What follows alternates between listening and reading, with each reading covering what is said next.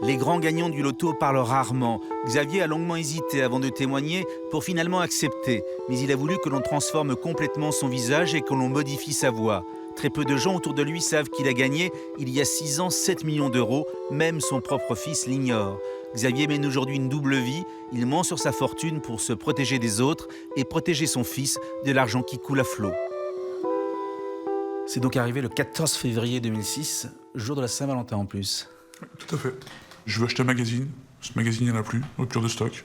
Il me reste 10 euros en poche. Je vois super cagnotte Saint-Valentin. Et je dis à ce moment-là, pourquoi pas moi? Je tente. Donc je dis, allez, on sait jamais. Vous étiez un joueur habituel? Non occasionnel. Donc, la suite? La suite, c'est que le lendemain matin, j'avais gagné. Je me suis présenté au bureau de tabac gentiment. Tiens, vérifie. Et puis là, il me dit, bah, le chèque là-haut, c'est pour toi. Le chèque était de 7 millions d'euros. Qu'est-ce qui se passe dans votre tête à ce moment-là, au moment même de l'annonce? Un grand froid. 10 minutes de noir. On ne sait plus ce qui se passe, on ne sait plus où on est. Aucun repère. Abasourdi. Oui, 10 minutes de... Oui, abasourdi. Et le buraliste, lui, il faisait déjà ses comptes avec sa calculatrice. Ah bah lui, il avait déjà sorti du champagne, ça y est, il avait déjà fait sa publicité comme quoi il y avait un gagnant ce jour-là, à ce moment-là, parce que lui, il fonctionne comme ça.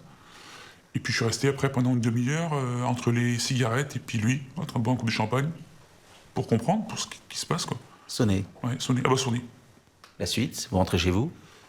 La suite, c'est je rentre chez moi pendant 4 jours, donc on a un contact avec la Française des Jeux. Pendant 4 jours, on doit garder le ticket. Vous restez chez vous enfermé? On reste cloîtré à la maison sans sortir. On appelle un ou deux copains pour qu'ils restent avec nous parce qu'au bout d'un moment, on a même peur de la voisine. Donc vous l'avez dit aux copains? J'ai dit aux copains.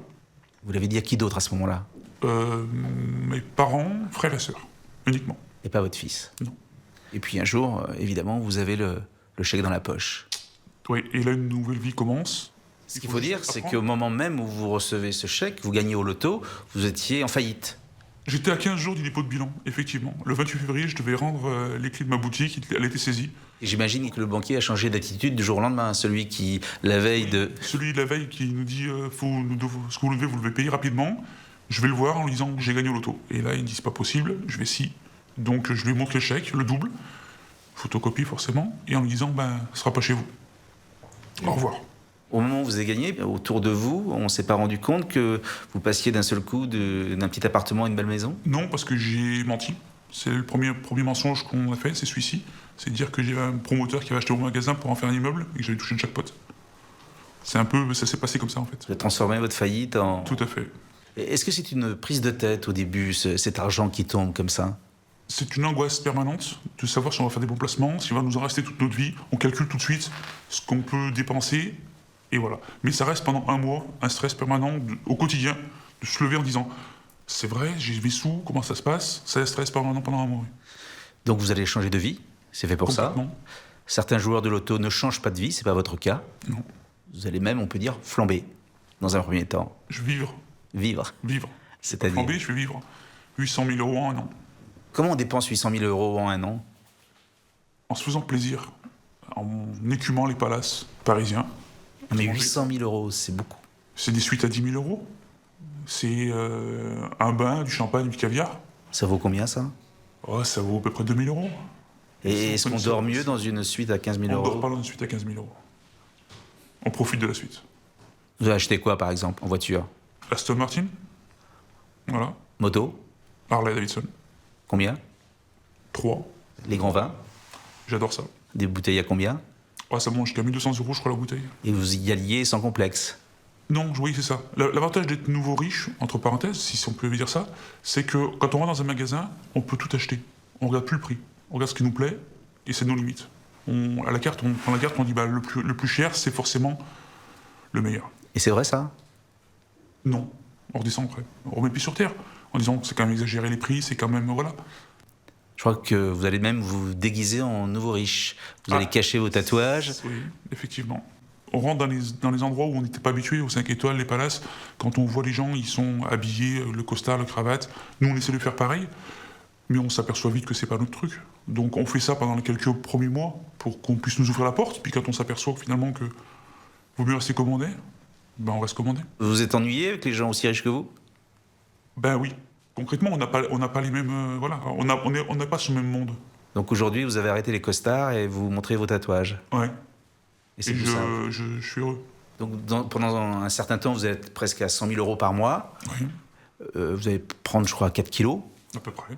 grossir, changer de femme. Oui. On veut changer de vie. Si on joue, de toute façon, c'est pour changer de vie. Et vous ne méfiez pas de ces nouveaux amis, de ces nouvelles femmes qui s'intéressent à vous parce que vous êtes riche? Si. J'ai eu une combine, voilà. Un C'est-à-dire? appartement d'un copain pour amener des nouvelles copines, de nouvelles conquêtes. Voilà, pour pas qu'elle sache où j'habite.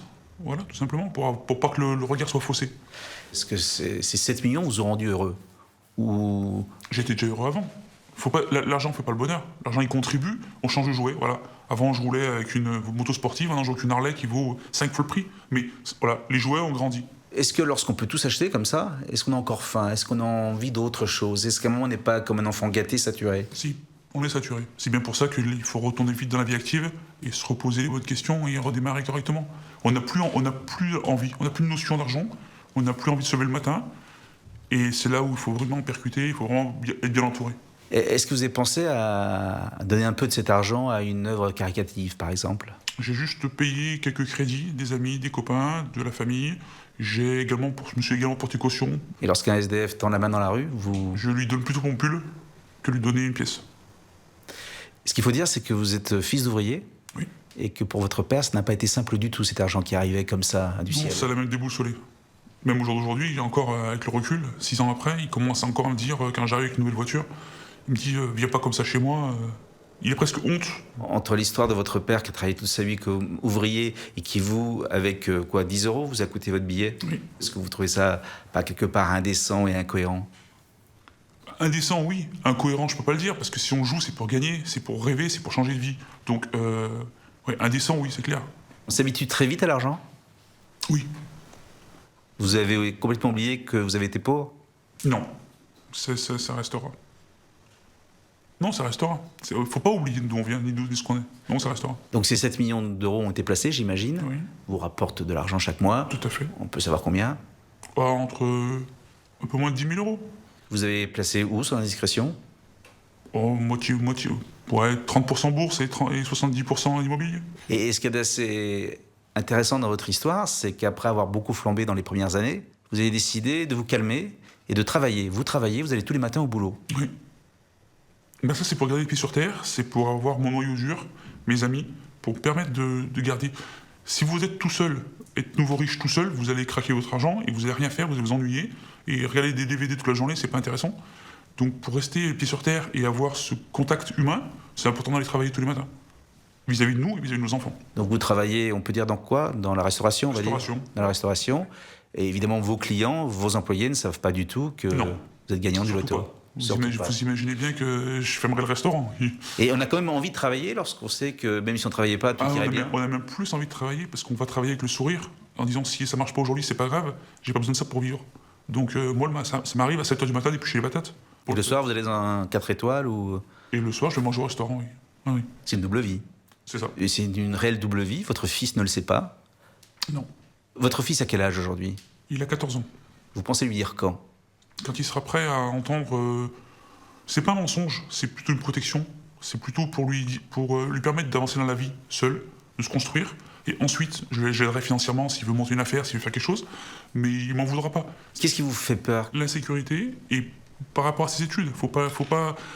Je pense qu'un enfant qui est en bas âge, comme le mien, 14 ans, qui est en pleine puberté, qui sait que son père a gagné au loto, je pense qu'il a plus envie d'aller à l'école, tout simplement.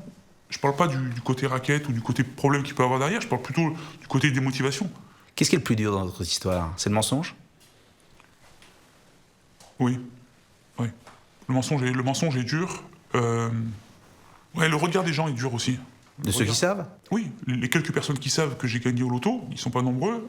Si je me pointe avec un cadeau d'une valeur d'une centaine d'euros, ils vont me juger. Putain, tu m'as pas assez donné, ou tu pourrais faire plus.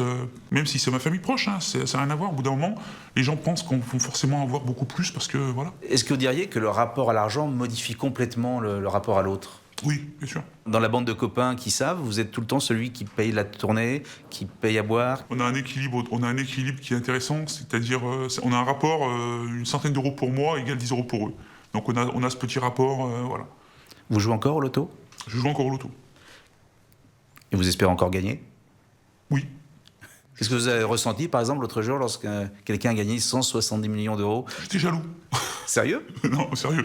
Non, j'étais jaloux parce que on a tous fait le calcul. Voilà, on donne 2-3 millions à tous les copains et puis on est tous pareils, on est égaux.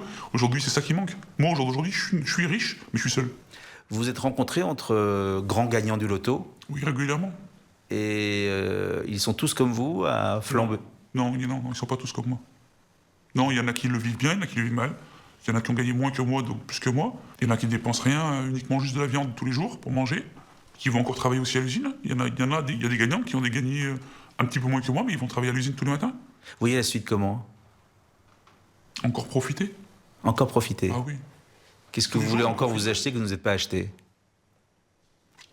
Je me ferais bien un bon gros voyage avec mes potes, hélicoptère privé, jet privé, quand la bourse sera remontée, on envisagera un gros truc. Vous avez un petit côté bling-bling alors. Ouais, je pense, ouais, bien sûr. Est-ce que votre vie est à la hauteur de votre rêve? Je suis pas mal, là, ouais. Je pense que je suis pas mal. Merci beaucoup. De rien.